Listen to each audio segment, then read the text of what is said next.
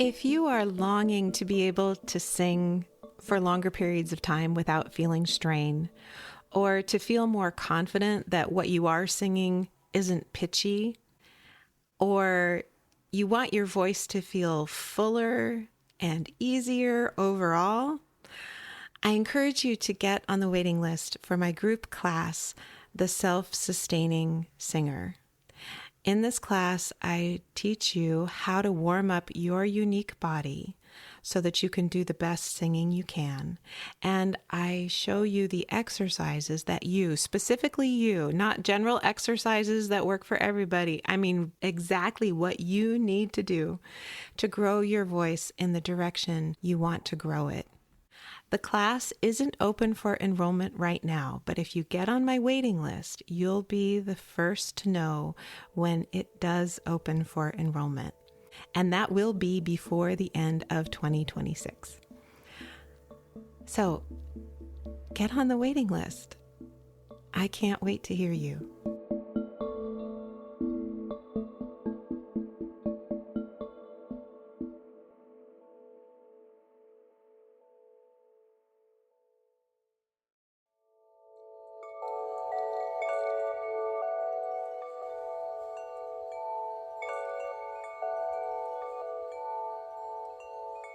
Your voice is unique to you. It grows as you grow. It changes as you change. If you're curious about the relationship between your voice and your body, your heart and your mind, welcome. My name is Michèle Voillequé, and I can't wait to hear you. It's been more than a year now since I thought of starting a podcast and got some coaching to help me with it and found a producer to help me with it and started recording episodes. And it's been quite a year. So I've been reflecting on that a bit these last few weeks. So I want to talk about committing to something for a year, what that's been like for me specifically this year, but also what's it like to commit to something for a year with your voice? One of the things I tell people, it's on my website, I say it in person, is that it takes about 5 months of working on your voice to really see any durable, lasting change in how you're using it. Because these are muscles that we use most of the time automatically. It just takes a while to learn how to do things differently and to make that change sustainable. It takes a lot of effort to do something differently at the beginning or to do something new at the beginning. But after about 5 months, I see that most of my students achieve some level of automaticity with some element of the project. I love it when students are willing to commit to a year. And I myself, with voice lessons, have committed to, now I have to do math, like 30 years I've committed to voice lessons. Not all with the same teacher, and not all at once. If you'd asked me 30 years ago, are you committing to 30 years of voice lessons? I probably would have run from the room. I was, at the time, committing to a few, to seeing, will they help? Am I teachable?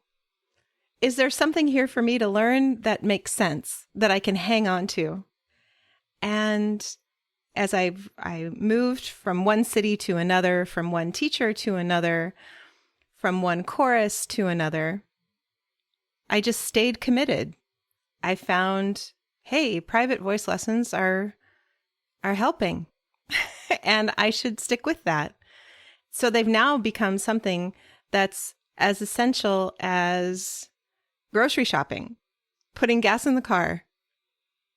When I was seeing a psychotherapist, as, regular as therapy. So commitment doesn't happen all at once. I mean, I find it's often easier to notice our commitments by looking backwards, by looking at the state of your life now and seeing, therefore, what we must have been committed to be where we are now. So while it was never a conscious decision, I'm committed to voice lessons, at some point I found that they just became a non-negotiable. I want to give you an example in a different realm of commitment that's health related. I have a friend, dear friend, tall, skinny guy, never has to worry about his weight. He can eat whatever he wants. You know, he's kind of irritating in that way. And several years ago, he went for his annual physical and he got his blood work done, and the blood work came back and the number for A1C, the 90-day blood sugar, he came back pre-diabetic. I don't think that they wanted to put him on medication right away, but they definitely wanted to send him to a group for counseling about how to eat and to really get him to change his diet. It was a big deal. And it was like, we're going to do this first. And if this doesn't work, I think then they were going to try medication. But it felt like a big intervention at the time. It felt like, wow, I really need to pay attention. And he committed at that moment, right, at that time, to paying attention to his diet. And sure enough, I don't know, 6 months later, whenever they redid the test, the numbers were back down in the normal range. That just blew his mind, that he could change his body that much by changing his diet, by committing to paying attention. And then time rolls on, and he would say that he was being really good, in air quotes, paying attention to his diet. And then it was just like, this feels a little too restrictive. And he started to loosen some things up. And then, the next time they did, his blood work, it came back and the number was a little higher. It wasn't pre-diabetic again yet, but it had definitely gone up. And he was able to look at that and say, oh, okay, well, I guess I better tighten it back up again. So he's been on this path of committing to making a radical change and then loosening it up and just now experimenting with how loose he can be and still have his numbers be good. So he's not committed to the same set of decisions that he was at the beginning, like a really restrictive diet, but he is now committed to paying attention and to respecting the consequences of his behavior in a way that he wasn't before. And so that kind of commitment, I feel like when I'm asking students recommending that they commit to 5 months, at least 5 months of lessons, I feel like sometimes that can land with a person like this is something really heavy, that this is something complicated, this is something intense, this is something that's going to require a lot of work. And commitment certainly can be that way. When you're trying to make a radical change in your diet, it feels that way. And also, commitment doesn't have to feel that way. For voice lessons, it doesn't have to feel heavy. It can just be as simple as, I'm making time for this. I'm exploring ways that I can practice at home and feel comfortable practicing at home. I'm open to new performance opportunities. When people ask me to sing, I'm going to say yes. And I'm going to look for opportunities to sing. So I might consider joining a chorus, whereas I haven't before. So commitment can have softer edges, right? Can be an easier thing. But if you look at the last year and you haven't done anything with your voice, but it's kind of on your bucket list, right? You wanted some time, you want to figure this singing thing out, or sometime you want to work on not getting so nervous at work when you have to give a presentation, or sometime you want to just enjoy the sound of your voice a little bit more, right? But you haven't worked on it yet.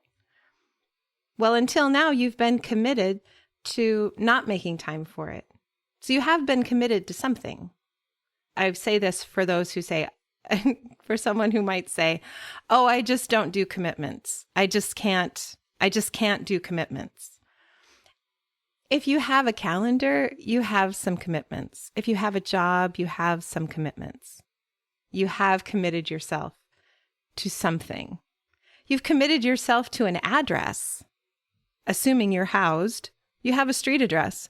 You've committed yourself to a phone number, to an email address. You've made decisions that you've stuck with, and they have become part of just like the background of what it is to be you. For me, obviously, because I'm a voice geek, that's what voice lessons have become for me. It's just something that goes on in the background that's part of who I am. And the foreground, right? Because I do perform. I'm not unconsciously wandering through my voice lessons. They're the highlight of my week. The lessons I take for myself. So when I think about what it is to commit to something for a year, thinking back for myself about this podcast, it did feel scary. It did feel kind of heavy. I did need coaching. I reached out to Natalie Miller. I'll put her contact information in the show notes. She was running a small group program. I don't even remember what the program was called, but in my memory, it was, okay, you're going to do this thing. You're getting help from this coach so that you can launch this podcast already because you've been thinking about it for far too long. You just need to do it. You just need to press go. And in the course of that program, I found my producer, K.O. Myers. He's always linked in the show notes. And that relationship over this last year has provided a lot of helpful, easy accountability for me, partly because I'm paying him to produce the show. And I want the show to come out every other Friday, which means that I need to get the audio to him no later than Tuesday in order for that to work out, easily.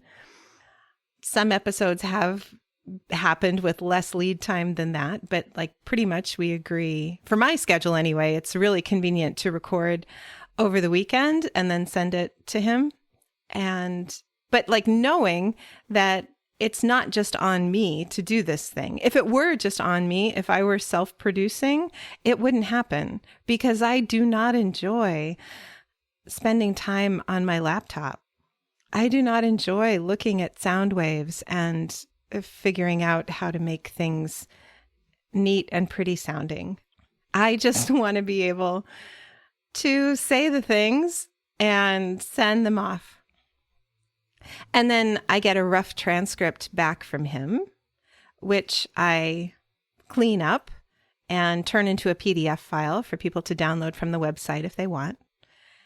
And I post it on my website. I make a blog post out of the episode. So there's a lot that I'm doing myself, but I'm not doing the audio editing. And so just having that really one other person as a partner in this project has been incredibly helpful to keep me going. Getting graphic design help for the logo. I started rebranding my website at the same time. And that process did help the podcast in a way. I mean, it was the website rebrand and redo was a huge project that felt like that did take a lot of energy and a lot of creative effort, but that also fed into the podcast and what it is that I wanted to say. I was engaging that question all the time, like what's really most important, what's really top of mind. So my web designer was another accountability partner, sort of tangentially for the podcast. And finding a graphic designer who immediately understood what I wanted for a logo. That just felt like a great big yes from the universe. Just to hear somebody else say, yeah, no, that's not crazy. I like that. Let's do that. That felt really good. And also having friends and having students because some weeks I've been stuck. I don't know what I should talk about this week. I have no idea. I haven't gone down the rabbit hole of why should I bother? Nothing I have to say is important. This is all terrible. My brain hasn't done that since I've started actually publishing podcasts. But my brain spent years in that before I committed to doing it. Once I committed to launching the podcast, the self-doubt and self-deprecation that had plagued me for years before I actually committed just evaporated. And I committed to, I don't know, did I commit to a year? I think in my head, I kind of committed to a year, but it's not like I'm in a process of redeciding now. Now it's just, we're just going to keep going until we're not. It's become part of the background of my everyday life. It's just something that's going to happen. And that feels really good. So things about the podcast that were heavy lifts at the beginning, just lots of anxiety. Did I have the right microphone? Did I have the right room? Did I have the right computer program? All of that, KO and I talked about it on a Zoom meeting, tried things out, and he said, yeah, you're kind of good to go. The equipment's fine. Record in Audacity, send me a WAV file, and, I'm uploading that to a Google Drive folder. It's not complicated. So my imagination had made this all a lot scarier and technically threatening than it actually turned out to be. Thinking about comparing this to voice lessons and needing an accountability partner, certainly your teacher is that, and lessons on the calendar are that. Most teachers I know keep a pretty consistent calendar. Like, we want to know, do you want to come every week? Do you want to come every other week? And what time? And let's schedule those, right? Because it makes our lives simpler when we know who we're teaching and when. So we're going to be asking students to schedule X number of weeks out, or to pick a rhythm that we can settle into. And that helps me as a student to know, well, how long do I have to practice between now and then to try to integrate this new way of doing things?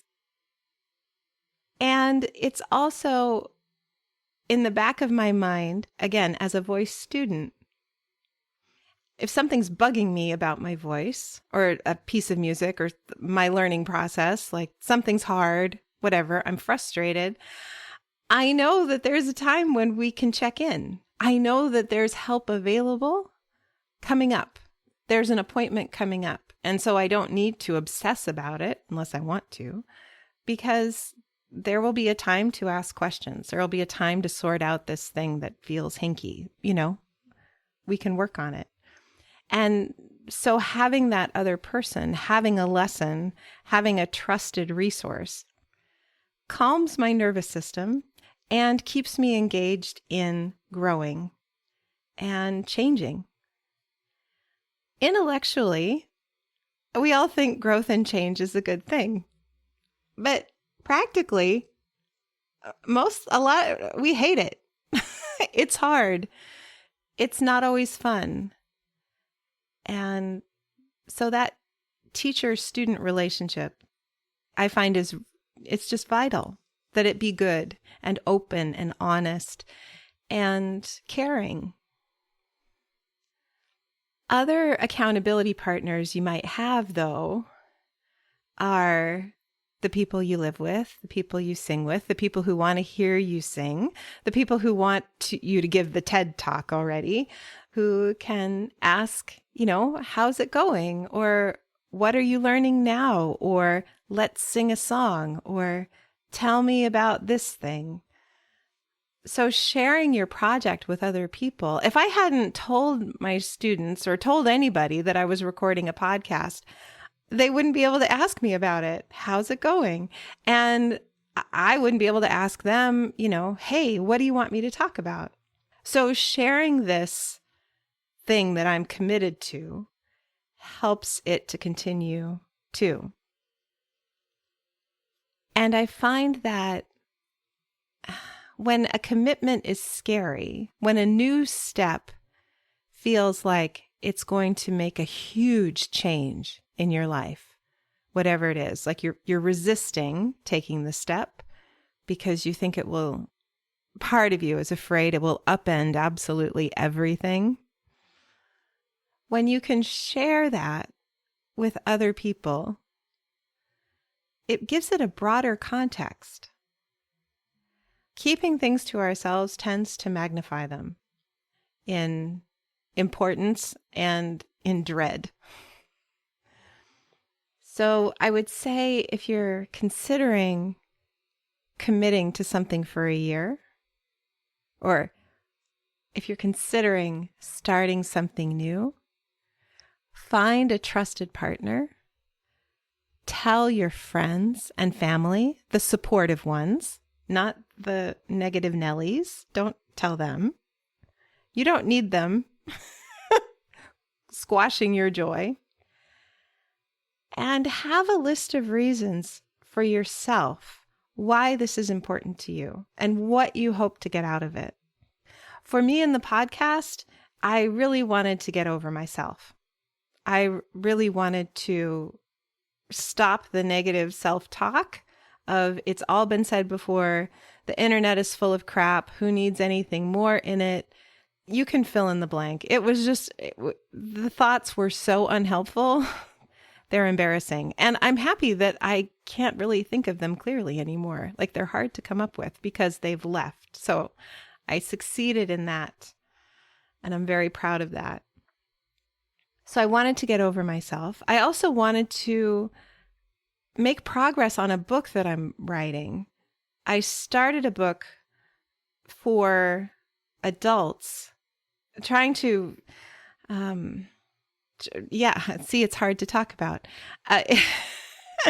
And I've started this book several times, and I've approached it in several different ways, and it was just stuck.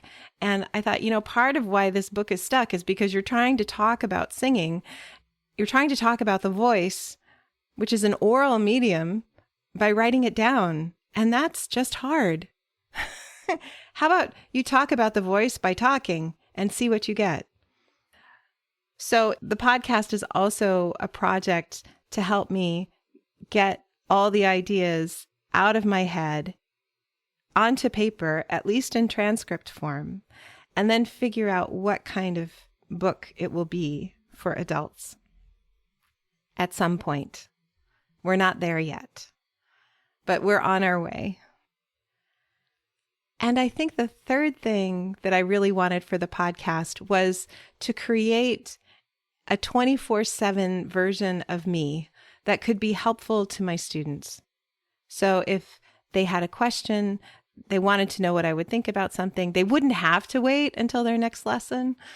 And of course, I can't possibly record that much to answer everybody's imaginary question that they may have or dread they may wake up with in the middle of the night. But it could be something that could feed people in between lessons and provide encouragement and information to keep going, because your voice is important. It's important that the world hear it. I care. Again, can't wait to hear you. Really true.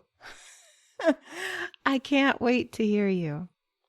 And to provide support for people so that they can make themselves more comfortably heard in the world, however they want that to be. So to sum up, there are at least 2 ways to commit to something: in a hard and heavy way, and in a soft and squishy way. And there's probably a third way that's a little bit of both. When you're making a commitment, to do something, to try something new, have a partner, whether it's a paid professional or a dear friend. Have somebody who can help you be accountable and who can help you get to where you want to go, can teach you the skills you need, can help you take that next step easily. And tell your friends, tell supportive loved ones that you are making a change. You're going to make a change. You're going to take a new step. I hear Yoda, do or do not, there is no try. There's a lot of trying in learning how to use your voice differently. I do use try. I'm not a try is a bad word kind of person. But tell your supportive friends that you're making a new step. Even if it's small, you're having a new beginning. Share that with them so they can support you. And have a clear list of reasons why you want to make this change, why you want to take this step. What do you dream that will be on the other side?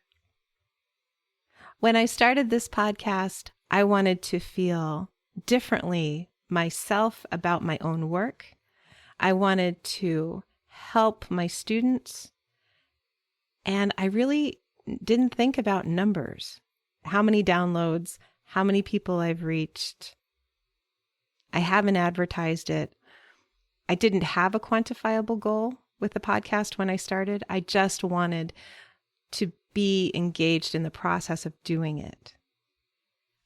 And if you're looking at something like committing to voice lessons or wanting to add voice lessons to your life, that's a perfectly fine way to think about it. I want to be engaged in the process of going to a regular voice lesson and seeing what I learn. That can be enough. You might want a quantifiable goal, learning 5 new songs, connecting my head voice to my chest voice. That is a quantifiable goal. It's going to take longer than 5 months or a year probably, but that is quantifiable. To sing a particular song well, to be ready to perform at somebody's wedding or the karaoke night.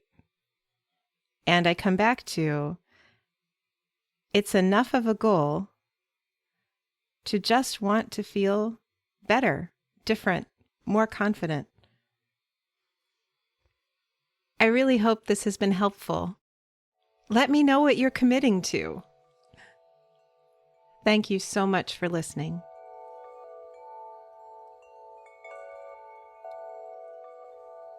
If you enjoyed today's episode, please rate and review on Apple Podcasts or wherever you listen.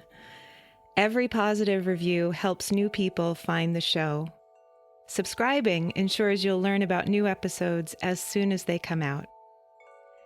If you have a question about singing or speaking or being, please send me an email at letters@mvmusique.com.